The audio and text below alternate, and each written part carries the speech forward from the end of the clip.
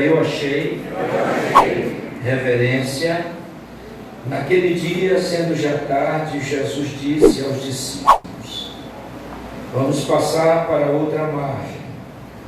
E eles, despedindo a multidão, o levaram assim como estava no barco, e outros barcos o seguiam.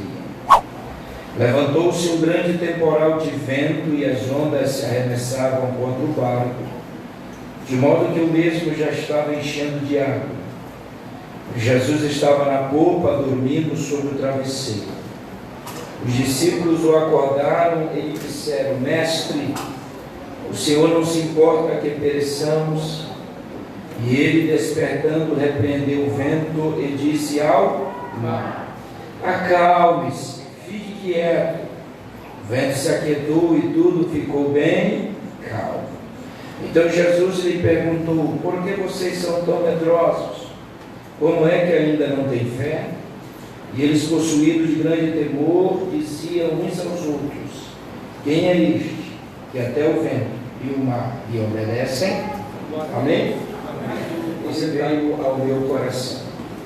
À guisa de introdução, nós temos uma narrativa que também foi registrada pelo evangelista Lucas no capítulo 8 e também foi registrado por Mateus no capítulo 8. Ou seja, essa história que Jesus acalma a tempestade, ela foi registrada na visão de três evangelistas: na visão de Mateus, na visão de Marcos e na visão de Lucas. Ela foi registrada na visão mateana, que é a visão de Mateus. Ela foi registrada também na visão lucana, que é a visão de Lucas. E também ela foi registrada na visão de Marcos. E eu comecei a pensar que nós temos três visões: Mateus, Marcos e Lucas. Mas nós não podemos analisar a história na visão dos três. Então eu quero descobrir essa noite alguns verbos que aparecem na visão de Marcos. E eu gosto do Evangelho de Marcos por muitas razões. Primeiro, que o Evangelho de Marcos, ele foi o primeiro evangelho a ser produzido na história da Bíblia. Quando você abre a sua Bíblia, o primeiro evangelho que aparece é o Evangelho de Mateus.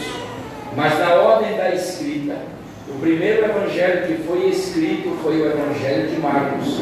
Depois aparece o Evangelho de Mateus, depois aparece o Evangelho de Lucas e no ano 90 o Evangelho de João. Uma outra observação é que o Evangelho de Marcos, ele foi destinado para os romanos, assim como Mateus escreveu para os judeus, Marcos escreveu para os romanos, Lucas escreveu para os gregos, e João escreveu para todos aqueles que iam crer que Jesus é Filho de Deus. O Evangelho de Marcos, ele é chamado na teologia de Evangelho da ação, porque Marcos escreveu para um povo de guerra. Os romanos, eles estavam habituados com a guerra, de alterações de províncias, de conquistas de terra. O Evangelho de Marcos, ele não se prende em minúcias. Não tem introdução no Evangelho de Marcos, não tem conclusão no Evangelho de Marcos. Marcos escreve para os romanos, e os romanos, quando você lê a história dos romanos, eles não gostam de uma leitura calma. Os romanos não gostam de uma leitura pacífica, uma leitura serena. Os romanos gostam de uma leitura que envolva ação. É por isso que o Evangelho de Marcos é chamado o Evangelho da ação. Jesus sobe, Jesus desce, Jesus entra, Jesus cura, Jesus multiplica, Jesus salva. Não, você não entendeu. Vou falar só para quem está entendendo. No Evangelho de Marcos, Jesus não está parado. 99,9% Jesus está subindo, Jesus está descendo, Jesus está curando, Jesus está multiplicando, Jesus está dando vista aos cegos, Jesus está levantando paralíticos, Jesus está curando leprosos, Jesus está fazendo algo. Por quê? Porque os romanos Marcos quer que os romanos parem para ler a história desse Jesus.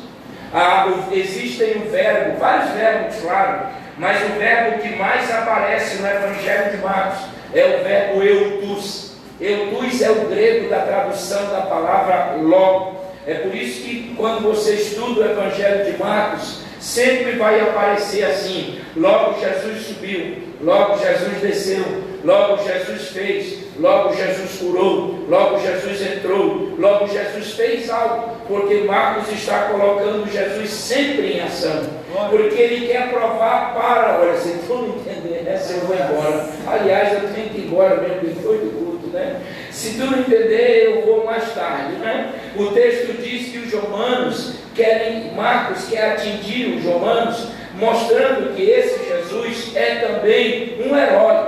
Só que o herói que Marcos vai apresentar é um herói diferente dos grandes heróis romanos: Júlio César, Augusto César, o doido do Nero, Diocleciano, Domiciano. Esses homens eram heróis que venceram batalhas enormes, mas eles tinham espada, eles tinham lança, eles tinham couraça, eles tinham cavalos, eles tinham carros. Aí Marcos apresenta um herói chamado Jesus, que não tem espada, que não tem couraça, que não tem carros, que não tem cavalos. Se eu estivesse aí, eu dava glória a Deus, né? Marcos vai apresentar um herói totalmente diferente. Não tem uma arma, não tem uma espada, mas nunca perdeu uma batalha.